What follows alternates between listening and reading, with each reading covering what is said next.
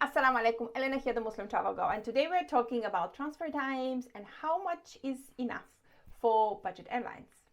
This has become such a popular question because a lot of people are taking advantage of the budget airlines like Wizz Air traveling to Saudi Arabia for under £100. However, it's very important to make sure you have enough time to connect. Budget airlines are actually point-to-point airlines. That means that they're not responsible to provide you with an alternative flight if you miss your connecting flight.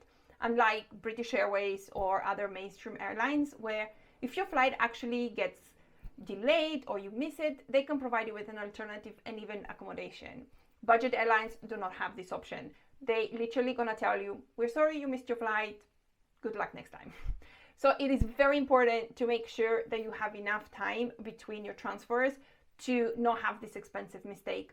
Because also another thing that happens is these airlines don't fly every single day to destinations like Saudi Arabia. So for example, flights to Jeddah are only 2 to 3 times a week from some cities in Italy. And if you miss that connection, you will be stranded in the city for 3 days, making it a very expensive experience. Number 2, flights experience delays. And I'm pretty sure everybody here has been on a flight that has been delayed. I was recently on one that actually got diverted. So it is very important to make sure that you have enough time, because if your flight gets delayed 30 minutes or an hour, which is pretty standard in many cases, then you won't have enough time to get to your gate or go through security or even board your flight, because a lot of flights actually board about an hour and a half prior to departure time. So you might literally see them closing the door gates on you.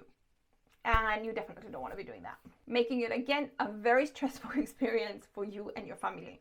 And because we are going for Umrah, I find that it's very important to, make it more comfortable and more enjoyable. If you are traveling with your family for Umrah, just make sure that you have approximately 3 hours. That's what I feel comfortable with in terms of transit times on hand luggage only transfers.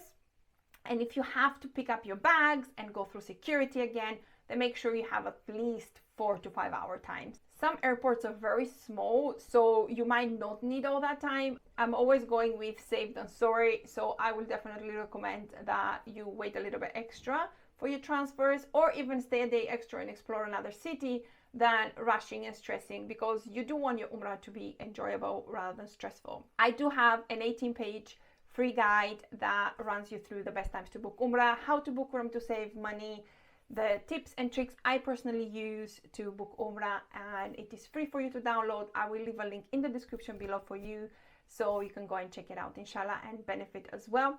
But if you do like this video, check out the rest of our videos on Umrah and make sure you give it a thumbs up. Thank you so much for watching, and I will be back with another Q&A.